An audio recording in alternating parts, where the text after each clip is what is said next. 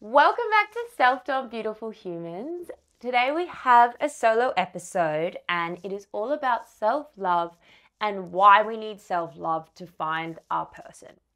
This is a really deep and personal pod today because I'll be talking about my own experiences with love and just my journey with self-love. I want you to remember that self-love is a forever journey. You don't just get it one day. You have to keep working at it. And this was a big realization for me at the start of 2022 when I went through a breakup. So, I thought I could start by giving you a little bit of background. At the start of 2022, I went through a breakup and I just wanted to fill that void. So I was going on lots of dates, I was meeting lots of people, but I realized that finding someone straight away wasn't the best move because I needed to work on that self-love. And from my own experience, I want to kind of share 5 ways you can find self-love, which will help you attract the energy and the people you want in your life.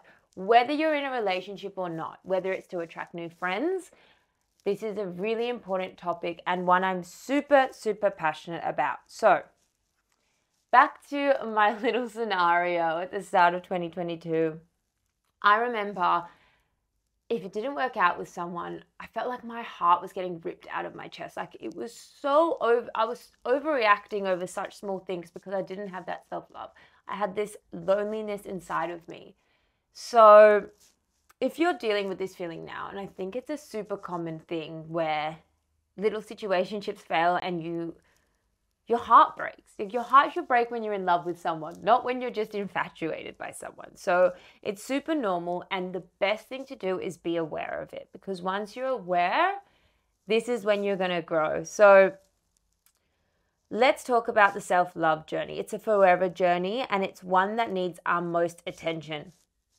Our relationship with ourselves is the only one we know that lasts forever. So don't take it for granted and put yourself first. So when I started putting self-love first, I became more confident in my skin, and that's when I started to attract the right people. So it's actually quite funny because the moment I met Tom, I was sitting in a cafe with my friend Mia, telling her how happy I was, how content I was, I love my life. I literally didn't need anybody. That was the exact moment I met Tom. So it was like the universe was saying to me, you're done with that. You're done the work now and you're ready to share your space with someone. So that's a little bit about my story, and it really taught me the importance of self-love. I will dive into it a little bit more as we go through the 5 topics. And even now being in a relationship, I know I would be okay on my own. And I think that's the best place to be. I'm so comfortable in my own space. I don't feel like I need anyone, which means I'm not going to be used and abused or in the wrong relationship, because I'd actually rather be in my own space than be in the wrong relationship. And I can promise you, you'll get there. You've just got to keep doing the work every day and make it a habit. So I'm going to dive straight into it. These are 5 practices to help you find self-love. So number 1 is to spend time on your own. So whether you're in a relationship or not, I know from my experience how easy it is to get in the habit of always making plans and arrangements. I remember when I was first single, my weekends were literally scheduled by the hour. I didn't have any time to myself because I just didn't want to think. I didn't want to face the emotions that I was going through. So it is so important that we have that alone time, and I think that you need to have at least an hour of alone time every single day. By having alone time, you're going to be present with your thoughts. And this is the key to finding love, which I will speak about throughout the pod. Because when you have that alone time, it's when you find your purpose. And I know at the start, the idea of being alone with your thoughts can be really, really tough. A recent study shows the fear in us about sitting alone. They got a group of men and women and they gave them the choice to either sit alone with their thoughts for 15 minutes or go through an electric shock. 67% of men and 25% of women preferred the electric shock. This blows my mind that anyone would prefer to have an electric shock over sitting and just being present with your thoughts. This is one of the healthiest, most essential things you can do for yourself. And it just shows the disconnect in people from themselves, from their self-love. So I know I've spoken about meditating a few times on the pod, but it was a transformative experience for me. And it allowed me to sit with my thoughts and just be present. The good, the bad, whatever it is. You just need to accept them. My own meditation journey helped me to find a lot of gratitude in my life. And it really allowed me to just stop comparing myself to anyone else. The only person I compare myself now to is myself. And basically improving myself every single day. Being alone and meditating allowed me to become more aware of my senses, my breath, just like feeling my body on the floor.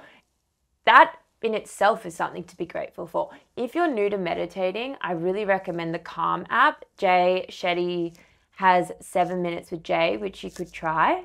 For me personally, I go in the sunshine every morning and go through my mantra, which is I'm calm, I'm present, I am safe.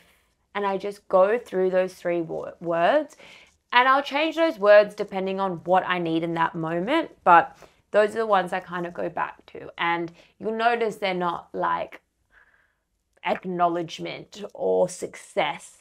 Those would have been what I thought were important back in the day. But going through my self-love journey, the most important things to me now are to feel safe, to feel present, to feel loved. Like, these things is what makes you human. And once you have that, to be honest, the success and all these other things follow. But your main points need to be,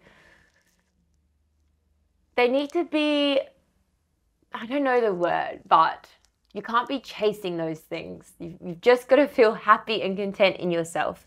We'll get more onto acceptance a little bit later because that's super important.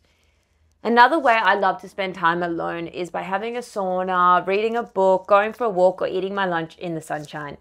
Simple things like that you can do daily are so important for your self-love. So whether you work in an office, go sit outside and away from your phone and just take in your surroundings.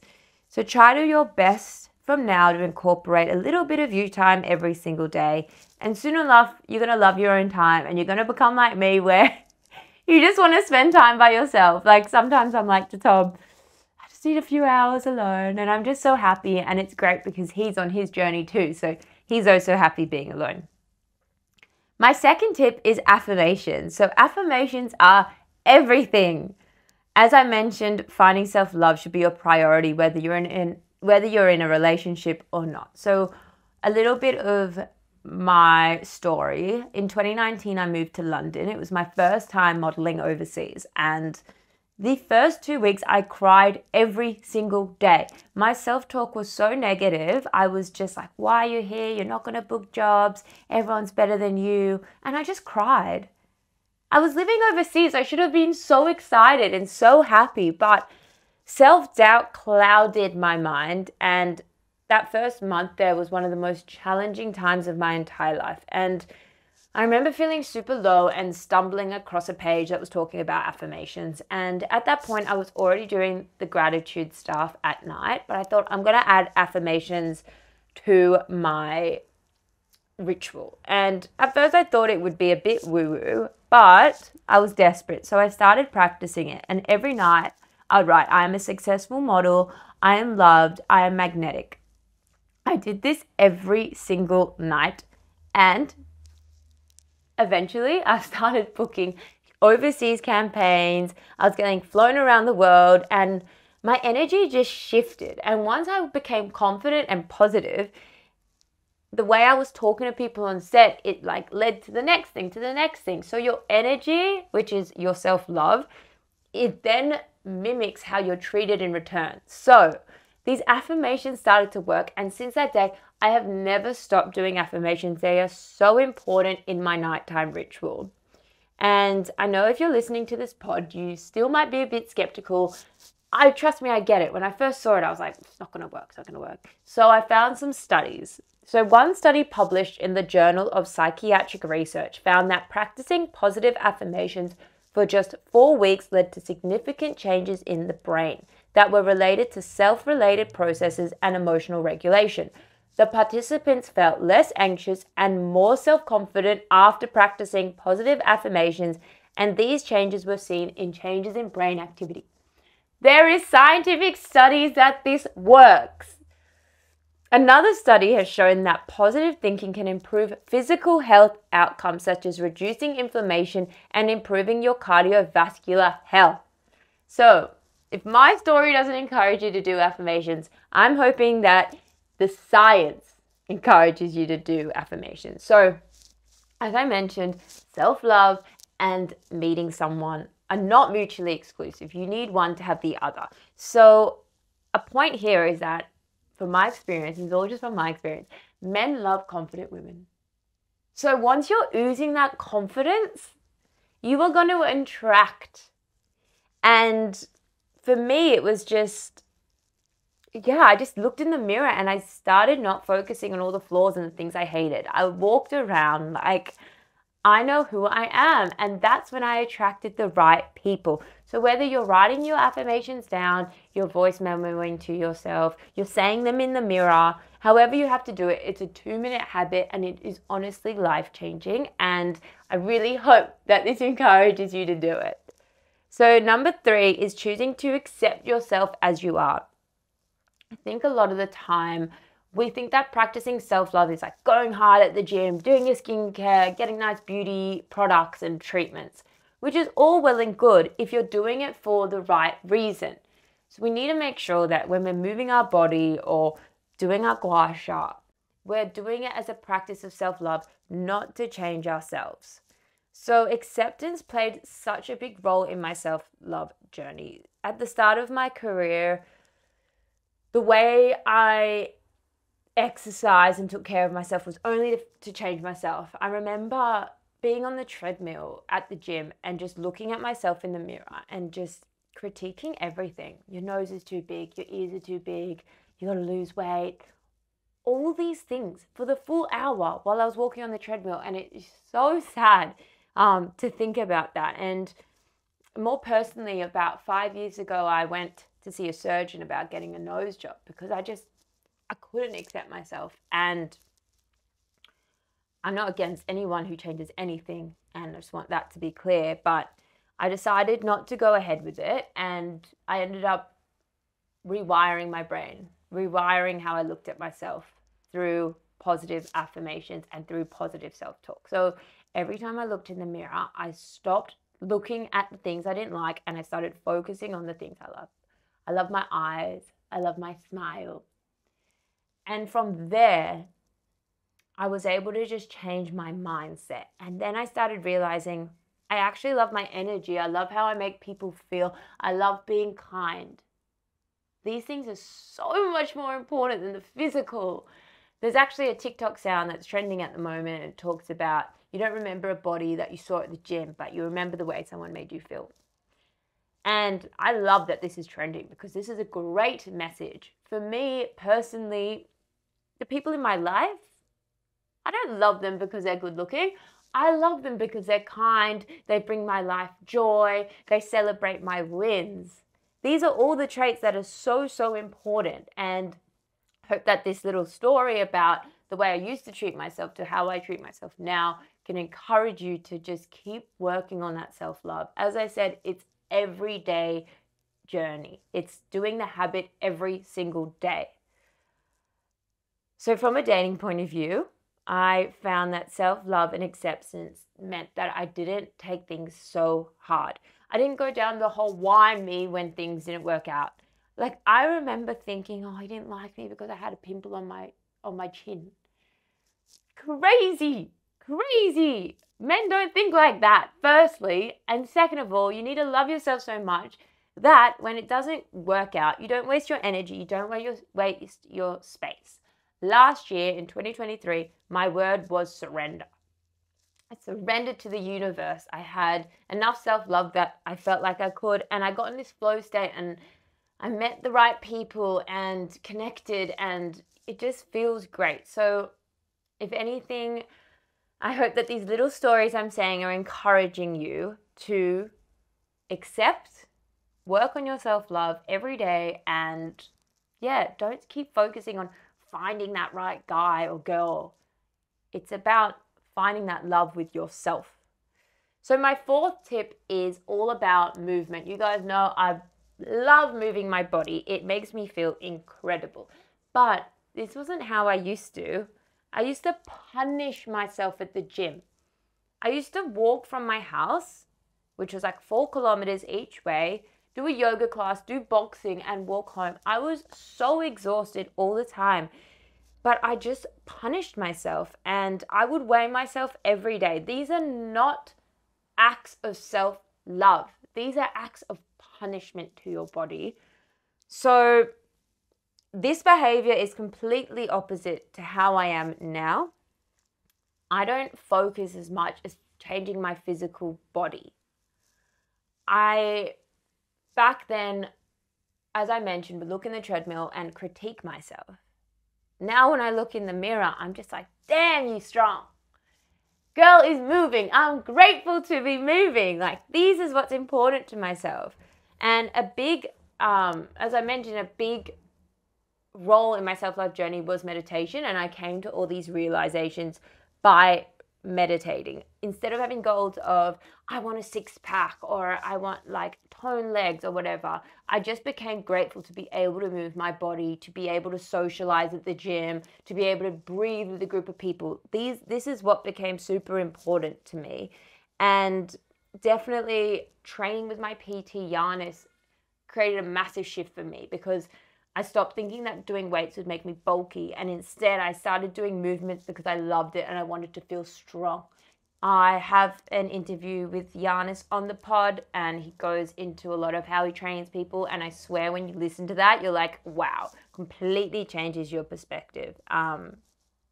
Since I started doing weight training, I've never felt more comfortable in my own skin. I feel like what happened for me was I would do the exercises because I loved it. I loved being in group sessions. And then as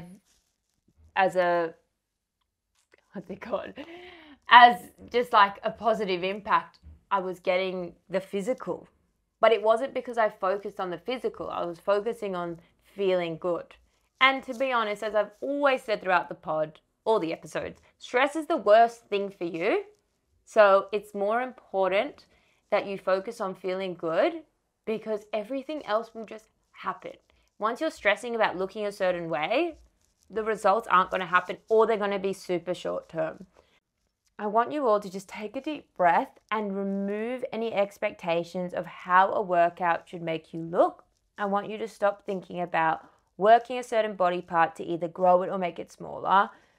This is a sign to keep reminding yourself that movement is about feeling your best. It's about working your body to have longevity in your life. And I truly believe that when you start to find pleasure in movement, that the physical results will naturally happen. I touched on it, but it's so true.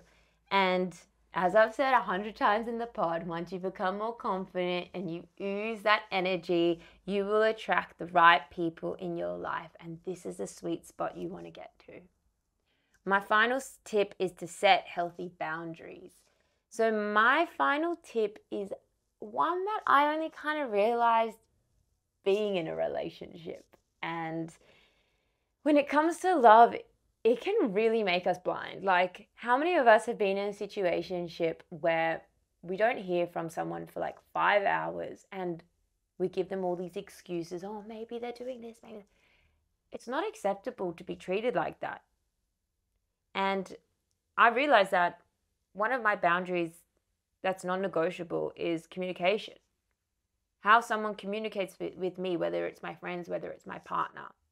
They're not going to give me the respect that I deserve, well, then they're not really worth my time. And the amount of energy I wasted on situationships and giving my time to these silly people, I don't want to do it again. Because honestly, when it's the right person, they'll treat you with respect.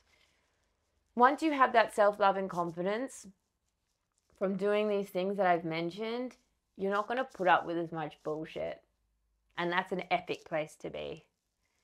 Another example of self-love to myself and a healthy boundary that I only discovered this year, well, last month, was I decided that I wanted to be more sober. I didn't want to feel like I had to drink in every circumstance. I've only drank once this year and I wanted to. I don't want to feel pressured anymore. I don't want to feel like I need to fit in. And yeah, that comes to your relationships with your friends, with your family, with your partner. Everyone around you, if they love you and if you love yourself, will respect your decisions. And yeah, I'm feeling the best I have ever have by not drinking. It's really important to me and for my goals for this year. So also, if anyone, I feel like a lot of people are doing the sober train this year, which is super exciting. I'd love to hear from you and how your journey with being sober is going. Another boundary that's really important, I kind of mentioned it, is just having that you time and making that a priority. I feel like a lot of us, me included, we people please. So we say yes to everyone. We give our time to everyone. And then we're left at the bottom of the barrel with no time.